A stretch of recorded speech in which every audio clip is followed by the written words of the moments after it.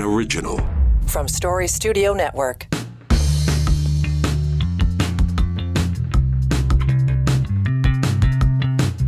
All right. Well, I don't know if it's going out like a lion or out like a lamb. I don't really care. I'm just glad it's in the rearview mirror. Here we go. The penultimate day of March 2023. It's the 30th. And this is Now and Next. Dave Trafford here with you for Story Studio Network. Welcome in. And lots to talk about. The old boys and I are going out to the Galway Arms on Saturday night. And we're going to play music badly and drink Guinness well.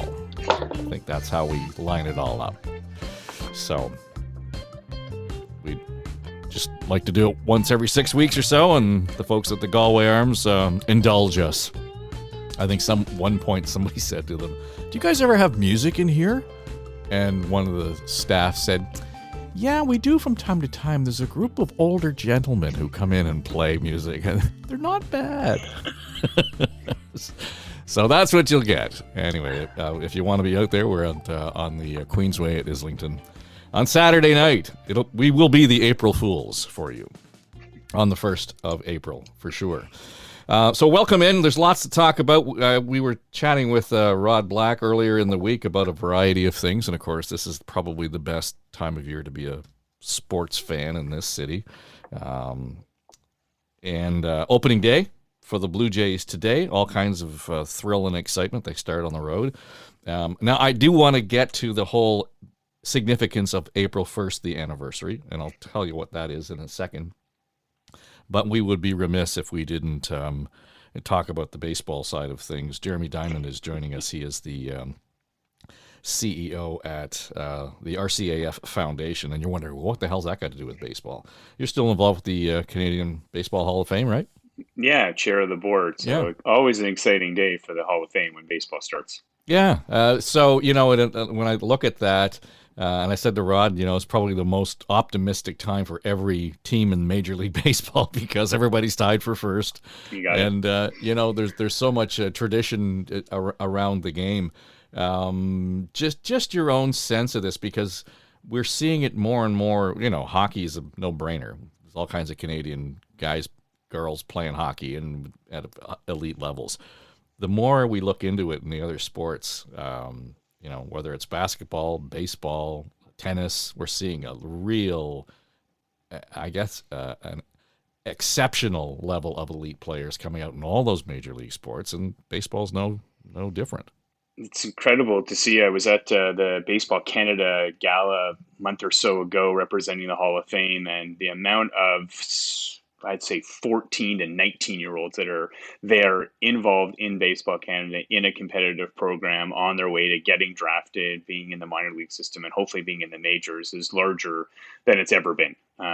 Greg Hamilton, who runs that program since the early 90s, has been fantastic to train. And a lot of the older players come back and run the camps and are involved with some of the instruction and leadership with it. So we're going to see some wonderful young players for years to come. And we just came off the WBC, the World Baseball Classic, and to see some of the young Canadians playing in that was awesome. So it's not just hockey anymore. I think we're going to see baseball especially, and we're already seeing it in basketball, as you mentioned. So lots of exciting things to come with that. Yeah, and it's important, I think, that you point out that there's a real infrastructure around development, because it's not just the best athlete in the room anymore. The importance of making sure that the training and, as you point out, that skilled mentoring and coaching is coming back to help these young players.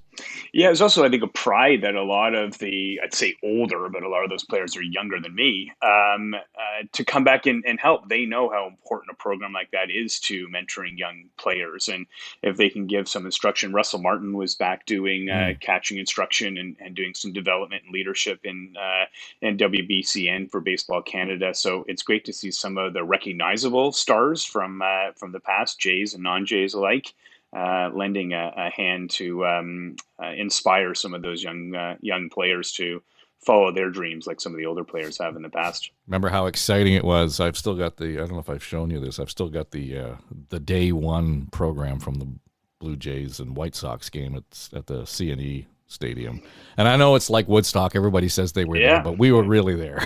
Yeah, right. And the I didn't know there were excitement was 500,000 people were in that stadium. It didn't That's seem right. like it was that big. But the coolest part about it, aside from the fact that it snowed that day and all that nonsense, is that, a guy like Dave McKay was, in the lineup, and we were able to say there was a Canadian playing, exhibition stadium in the home opener for the Blue Jays. So Yeah, no, for sure. That's great. any thoughts? I mean, I know you're watching this as it unfolds, but everybody's an armchair expert at this time of year, at least.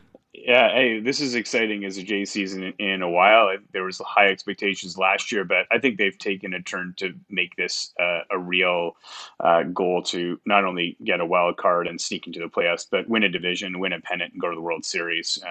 Changes that they've made, leadership on the field, and swapping out some players for some veterans, I think will make a difference. And I think it's been nice that it's a young players who have loved to play together, and let's see what we can do. Has now turned into, we have a real goal in mind, and it's either pennant or World Series or bust. And that's going to make for exciting games. The dome has changed and a lot of new kind of cool areas. So bring in some people back that may not be baseball first fans, but just want to sort of see what's what down at the Rogers Center. So I'm excited. Hey, I'll be there for opening day or the home opener, and always an exciting time of year. So let's get it started. Yeah, I love that there was so much complaint and worry about the dome and whether or not it was suitable anymore. It was tired. It was old. And I was at the game. I guess it was the Detroit game when they made the big announcement they were going to have this huge renovation. And all of a sudden, people are approaching the baseball game as an experience. I know we throw that word around a lot, but it does become more of a reason to be at the stadium to watch the game and to be, in the real swirl of the buzz in the room, right? I mean, you watch it on TV, you just don't get that feel. I mean, For sure. And I think what they needed to do and what they are doing is that there's different types of experiences people want at a baseball game. Some people want to sit there and score and watch the game and never take their eye off of it, and never get up to go to the bathroom to get any popcorn. They just sit there and watch the game. Hardcore fans, longtime fans. Some people want a social experience. They want to go out with their girlfriends. They want to go out with their families. That's a different type of experience. So I think creating spaces to be able to attract different types of people to a common event is essential. And turning the dome into a ballpark, which has not been in the past. It's been a place where baseball happens, but also boat shows happen too. Now it's a ballpark. And I've been to 15 ballparks across North America, and all of them do a better job than we have. So it's nice to see that we're catching up a little bit. So I'm excited to see those changes and just see how people respond to it. And having a great team on the field is going to make a huge difference too, of course. Yeah, indeed. And there's nothing that kind of compares to the sound of the crowd roaring in that dome when the roof is closed. True that. Absolutely. Right. Yeah. I've been there and I want to do it again. Indeed. Absolutely. Okay. But the reason that you're here, I'd love to talk about all kinds of things with you. I just want to clarify, and just for the record, you are not running for mayor. Is that true? I'm not running for mayor. That is true. No, and not even considering. No. All right. No, so I'm not. We'll watch it closely with interest, but I will be on the sidelines. Yes. Those of you intending to pursue the draft Jeremy Diamond can just, rest right now. It's funny how often, that sort of that's the point of conversation with so many people now in circles. So are you running for mayor? Anyway, that'll be speaking of experience, a fun thing to watch. Mm-hmm. As it unfolds, I guess officially people can file their papers on Monday of next week, now that the seat has been vacated officially at City Hall, and the post-John Tory era will kick off on Monday. On Saturday, it is the 1st of April, and it's funny because I was going through this as I was actually looking at the set list that the guys had sent along for this gig we're going to play on Saturday night. And I don't know why, all of a sudden, a bolt out of the blue, I realized this is the entrance into the RCAF's centenary year. This will be their 100th year, and the centennial will be marked on April 1st, 2024. But I thought, wow. Now, I know you guys have got all kinds of programming and you've been big on the scholarships lately, and you were expanding those programs. We probably need 2 or 3 hours to talk about all the stuff you got going on, but is there something specific that's going to happen on Saturday to say, here we are, we're rolling into the 100th year? Yeah, I mean, I think that the 1 year countdown is an important milestone to mark. We're going to launch our scholarships about a week or two after April 1st, with the commitment to do 50 scholarships at $1,000 each. And we want to move up to 100 scholarships for 2024. So moving in that direction, and an opportunity to talk to people about the future of the Air Force as much as the past of the Air Force. The stories of the last 100 years are relevant, are important and exciting to recount. But where does the RCAF and aviation go for the next 100 years? How do we support those young people that are in second and third year university or in flight school thinking, this is kind of what I want to do with my career. I want to join the Air Force. I want to be an Air Canada pilot. I want to be an aerospace engineer. I want to go to space. There's opportunities to hear from those young people. So we like to coincide the anniversary, and we've done this the last 2 years, with the launch of the scholarship. So we'll do that in April. But we'll sort of slowly drip out some programming over the next little while. We have a book coming out that reflects on the 100 years of the Air Force and events, machines, and people of the last century. And then we want to get into looking back on our history and making sure that it is taken care of for the future, restoring historic aircraft, working with museums on exhibition and digitizing stories of the past of RCF members for the last century. So Centennial is a great opportunity to reflect, but it also needs to be taken, I think, in the right context to look at the next 100 years as well, and use that 2024 as the time to start that. And we've talked a lot about this, and of course we had sort of the limited series just focusing on some of that rich history here in Canada, particularly. But all the folks I talked to and Aaron talked to in the course of the production of it, they're not just experts; they're incredibly passionate about this stuff. I mean, I can't remember. There was one fellow we talked to, and he's down in the U.S. I think he's in Pennsylvania. And he was the somewhat an authority on Amelia Earhart. He's written books and so on. And anyway, in the course of the episode that he showed up in, we wanted to use the sound effect of whatever particular aircraft we were talking about at the time. And so I went down a rabbit hole, talking about a geek. I went down the rabbit hole to find, as close as I could find, the sound of this vintage aircraft, because it was just one of those things I wanted to do. Anyway, we sent him a note saying, the episode's up. And he answered back right away, said, was love. Thanks for enjoying that. And good on you to make sure that you had the right sound effect for that particular aircraft. I thought I was going to say you had the wrong one. No, you would have noticed you had the wrong one. But to me, I thought, oh my God, talk about, down in the weeds. But that's where the folks who are telling these stories, that's where they live. And to your point, they're not just looking back. They're saying this is how the history threads right through and brings us into where we are and where we're going. There's a great passion for aviation. I mean, you see it in events, you see it in exhibitions, you see it in movies. I mean, you take Top Gun as an obvious example, but many others. There's a romanticism about aviation, right? There's a feeling of exploration and discovery. We had one of our stakeholders who said to me early on as we were launching this RCAF Foundation 2 years ago, actually 2 years ago tomorrow, and he said, who doesn't look up in the sky when a plane flies over and wonders where it's going or where it's coming from, or if you're a little bit more of an enthusiast, what kind of plane it is. It draws you in. The stories draw you in, the people, the aircraft, but often the sounds draw you in. And there's your perfect example of a sound of a historic aircraft from 100 years ago. But if one flies over, I'm on a flight path where I live, so they come over every 5 or 10 minutes, and I'm always looking up and listening. And that connection that people have, even if they don't know a lot of the history, draws them in, and we love to see that in the people that have become our audience at the foundation. Well, it's funny. I was driving my mom out to visit my brother, and they're in Brampton. And I was flying along the 407 yesterday, and of course I was out near the airport, and it looked, and I was fascinated. I'm trying to keep an eye on the road, but there's an airliner coming in for a landing, but just at the angle we were at, it looked like it was just sitting there, and I'm thinking, oh my God, is that ever cool? Get your eyes back on the road, you know.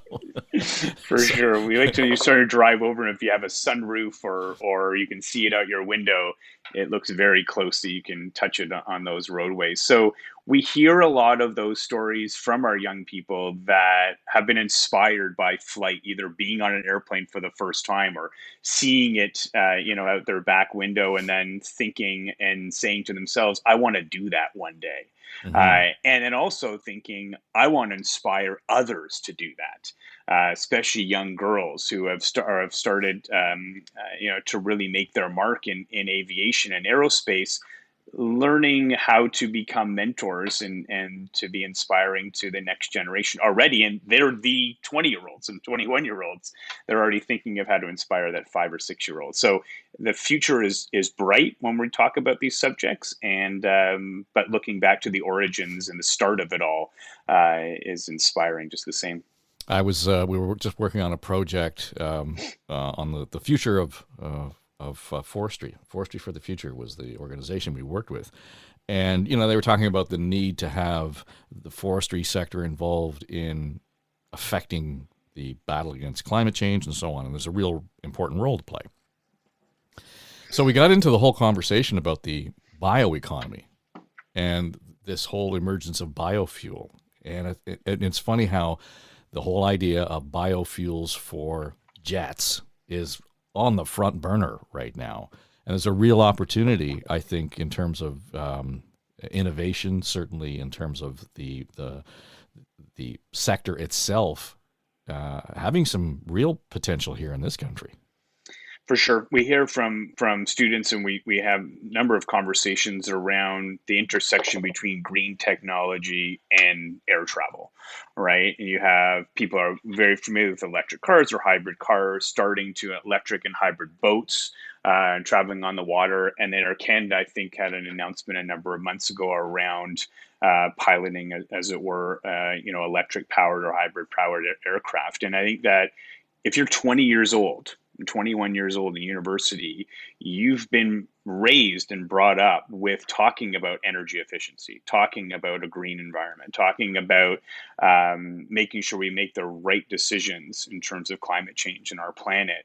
So if that intersects with your interest in flight and aircraft and maintenance and building aircraft and flying them, etc., those are really important conversations to have, and to have young people in their 20s starting to lead those and putting themselves in a position to lead those as they get into their professional careers is encouraging. And we'd love to keep more than an eye on how those conversations are moving. Well, and that's an important part of it because, it's nice to tell the warm and fuzzy stories and the look down and the inspirational, motivational part of it. And that's a critical part of what you guys do. But there's the other side of this where right now there's a capacity issue in terms of pilots, mechanics. Part of that is because of the demographic that's retiring, and these were, Air Force pilots, et cetera. We don't have that swirl anymore. So how do we make sure that we have the capacity there? But I know I'm also hearing from some of the universities and the colleges where they would be doing hands-on training for maintenance. Well, they couldn't do that during COVID. And it doesn't sound like a big thing, but you've lost 2 years of pipeline in terms of capacity for somebody to actually go in and get one of those jobs. So there's a really critical message there for you guys to be, saying this is not only necessary, there are really good jobs out there.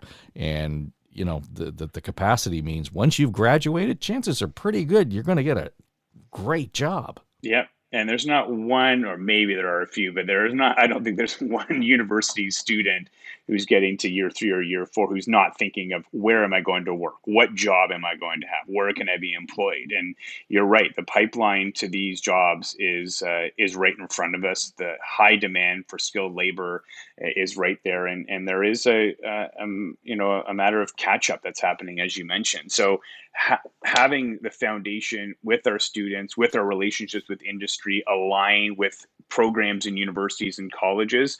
It's a perfect, I think, intersection to talk about that when the centennial arrives, that there's some great opportunities to find out where the next set of wonderful opportunities and experiences are to come from.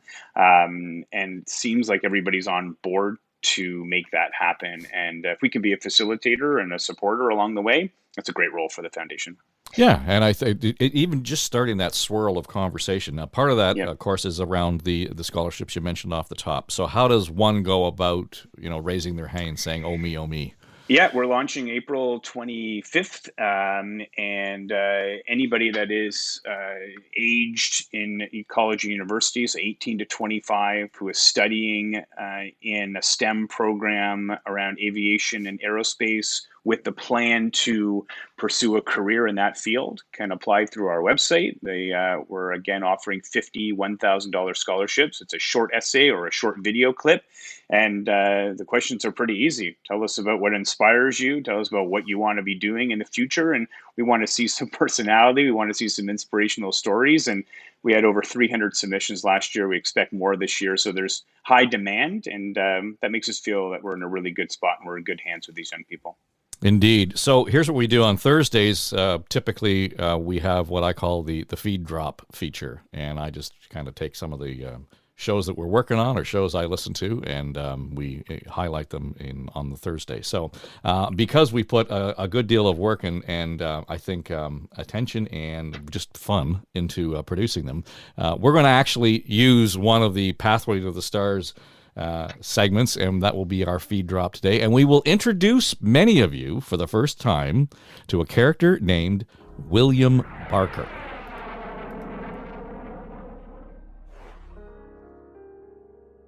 This episode is about two historic characters.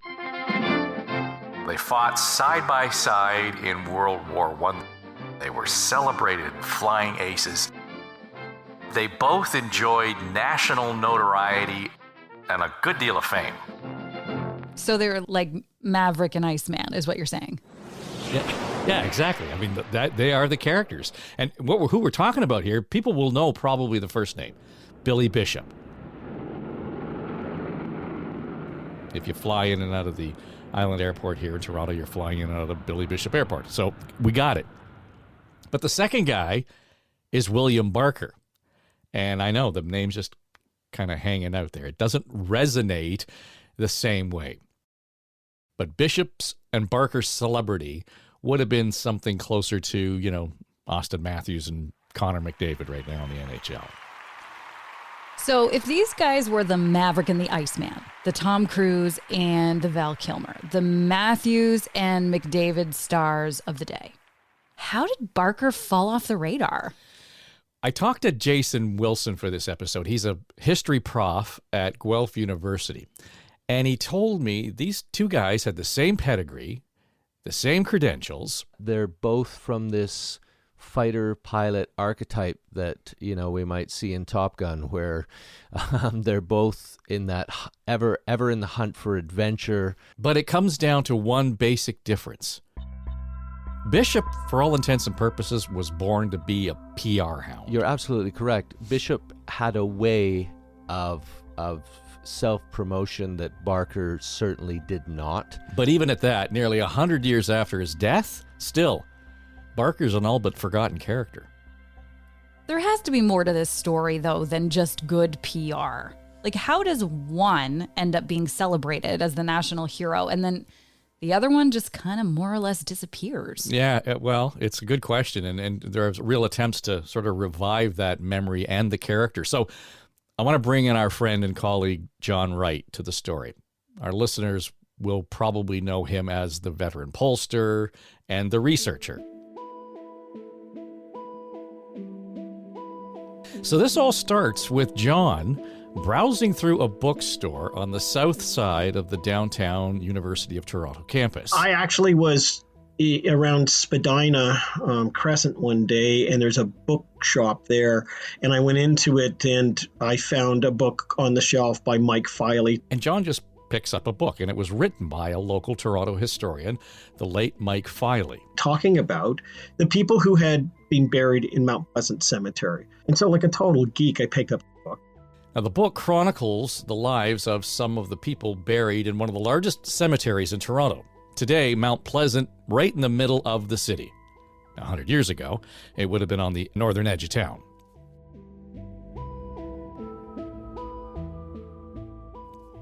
So, John starts reading these mini-histories, and they're all laid out alphabetically. I got to B as in Barker. And he stops on Barker. William Barker. He's the most decorated war hero in the British Empire, still is. And he learns about Barker's accomplishments, about his relationship to Bishop. Billy Bishop's best friend married Billy Bishop's cousin, so they're actually related. He reads about Barker's historic prowess as a fighter pilot. And I don't even know who this guy is. And so John, after all of this, realizing he doesn't know anything about Barker, takes it upon himself to resurrect the memory and the story of William Barker. So hold on a second. When is it that John makes this discovery? Okay, so we're back to 2009 when he first picks up the book, and this is when he reads the Barker story. And then he kind of sets off on this personal mission to promote the life and the times of William Barker. He does a couple of cool things here. He enlists an old schoolmate, David Onley. Name might be familiar to some of our listeners. David was the former lieutenant governor here in Ontario. And he also made contact with one of Barker's 3 grandsons, Ian Mackenzie. And they gather to help promote and get this project off the ground.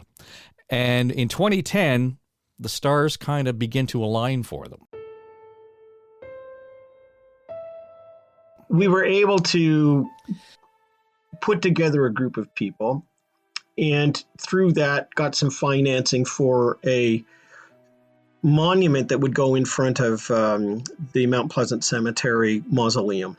So John and the group want to erect this proper monument for Barker in Mount Pleasant Cemetery.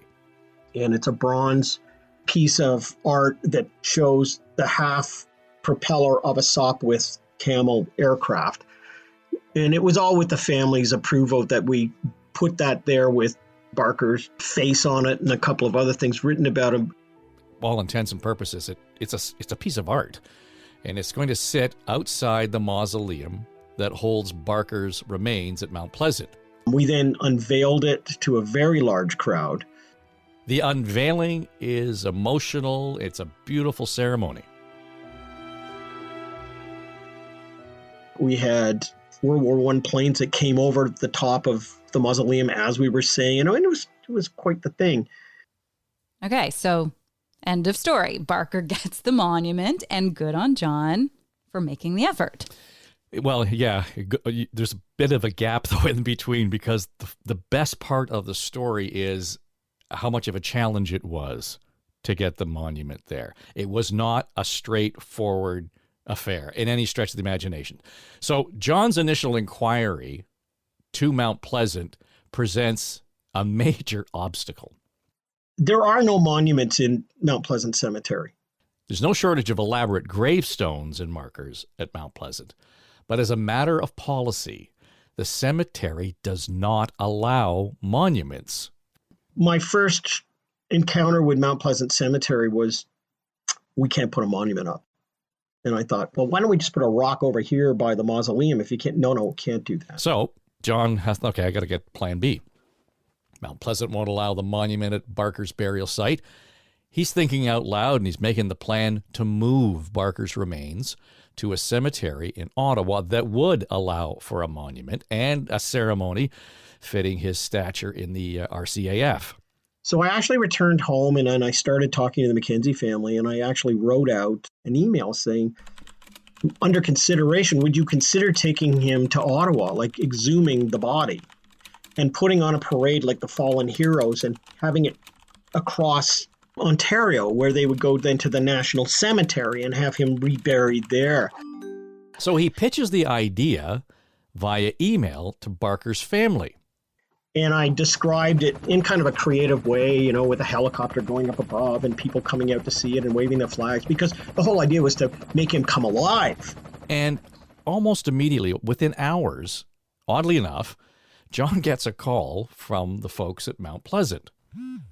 I got a call the next day. And it said, "Can you come over to the mausoleum, please?" And I went over and they said, "Look, why don't we put this monument here and go down, and yeah, we can do the door and we can do all this stuff." And I was astonished. I thought, holy geez, what's happened here? And I got in the car and I remember this so clearly. And there was a knock at the window and I downed the window. He looked at me and said, "So he's staying here, right?" And I went, "Yeah, oh, yeah."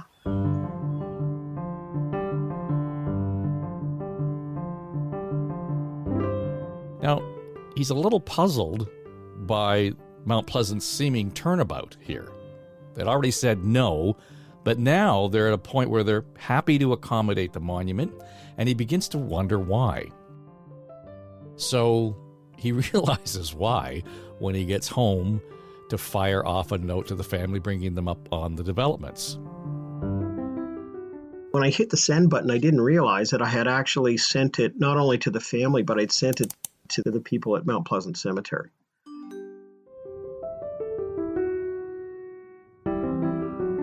I honestly did not know that I'd done that.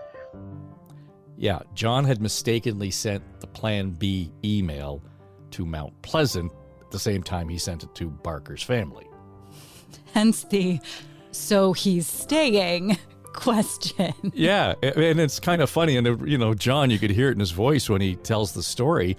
That's an odd thing to be asking me. The penny drops, and he understands it. So in hindsight, it's kind of a funny story, but this wouldn't have happened if he hadn't missent the email.